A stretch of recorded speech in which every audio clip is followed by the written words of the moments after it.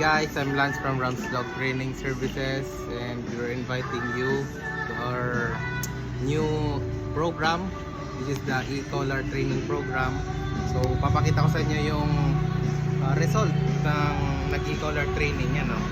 Makain kami sa labas. Dito kami sa Belly Nice, kasama ko si Pao at si Bruce. Yan.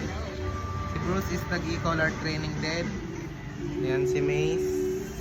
So we're inviting you kung gusto nyo ng dog na reliable and hindi ka problema kahit saan mo dalhin.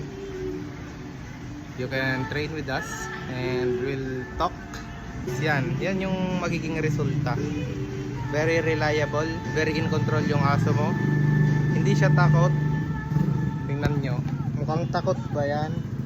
Hindi. So yan si Pao, si Bruce. Sila yung unang student ko sa e-collar program. So yan, nag-a-appear sila, oh. Mukha bang inaabuso yung aso? Yan, oh.